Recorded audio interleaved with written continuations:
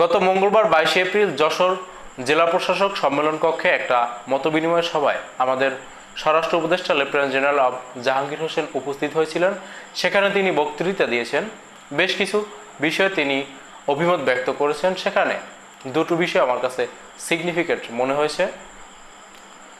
তিনি সেখানে দুর্নীতি, স্বজনপ্রীতি এবং তেলবাজির বিরুদ্ধে কঠোর হুঁশিয়ারি দিয়েছেন এবং পুলিশের একটা যে ব্যাড হ্যাবিট, সাদা পোশাকে গ্রেপ্তার, সেটার বিরুদ্ধে কথা বলেছেন। আমি তার মতামতটা একটু পড়ছি, তার বক্তব্য পড়ছি, তারপরে বাকি আলোচনায় আসব। দুর্নীতি, স্বজনপ্রীতি ও তেলবাজির বিরুদ্ধে কঠোর হুঁশিয়ারি উচ্চারণ করে স্বরাষ্ট্র উপদেষ্টা লেফটেন্যান্ট জেনারেল মোহাম্মদ জাহাঙ্গীর আলম চৌধুরী বলেছেন, পুলিশে ভর্তি ও বদলিতে বাণিজ্য এখন অনেক কমেছে। তিনি বলেন, কোনো এসপি বলতে পারবে না আমি কারোর জন্য তাদের কাছে রিকোয়েস্ট করেছি।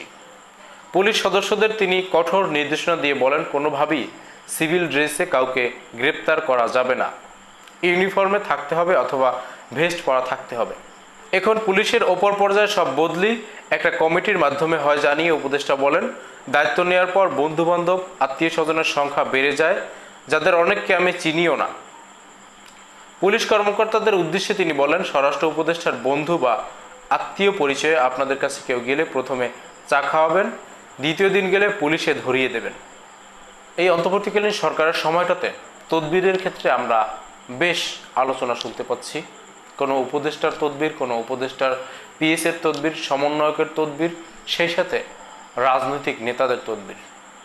অন্তর্বর্তীকালীন সরকার গঠনের পর থেকেই এই স্বরাষ্ট্র দপ্তরের বিরুদ্ধে আমরা নানা ধরনের অভিযোগের তীর ছুড়ে দিচ্ছি। আইন শৃঙ্খলা নিয়ন্ত্রণের ক্ষেত্রে যে পুলিশ সব থেকে বেশি ভূমিকা পালন করবে, সেই পুলিশের মধ্যে এখনও শেখ হাসিনার ছায়া রয়ে গেছে।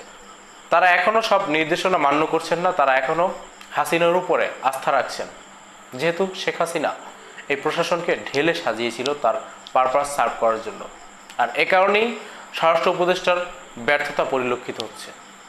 কিন্তু এই ভদ্রলোকের প্রচেষ্টাকে আমি অ্যাপ্রিসিয়েট করি এবং দুর্নীতির ক্ষেত্রে তার স্বচ্ছতার ব্যাপারে আমি তাকে অ্যাপ্রিসিয়েট করি। তিনি আরও কয়েকবার এই তদবির নিয়ে খুব শক্ত ভাষায় বক্তব্য দিয়েছেন। আর মূল যে আলোচনাটা করতে চাচ্ছি সেটা হচ্ছে এই যে পুলিশের সাদা পোশাকে গ্রেপ্তারের বিষয়। শেখ হাসিনার শাসন আমলে সবথেকে মারাত্মক যে মানবাধিকারটা লঙ্ঘিত হয়েছে সেটা হচ্ছে গুম।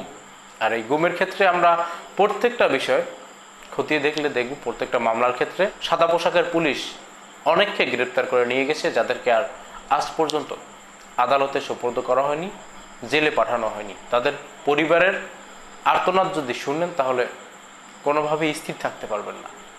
এই বাংলাদেশে আর কোনোদিন যেন শেখ হাসিনার শাসন আমলের মতো সাদা পোশাকের পুলিশ কিংবা সিভিল ড্রেসে পুলিশ কাউকে গ্রেপ্তার করে নিয়ে না যায়, সেটা আমরা কামনা করব, সেটা আমরা প্রত্যাশা করব।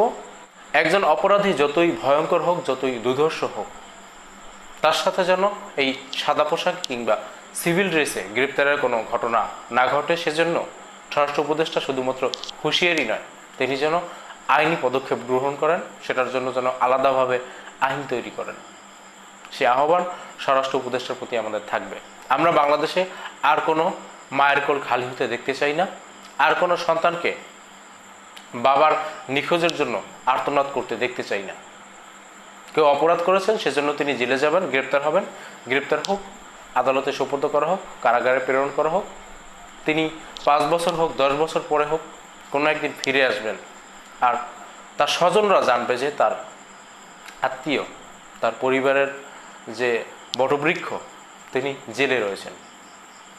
পিতৃহারা আর্তনাদে, সন্তানহারা আর্তনাদে আর কাউকে যেন বাংলাদেশে কাঁদতে না হয়।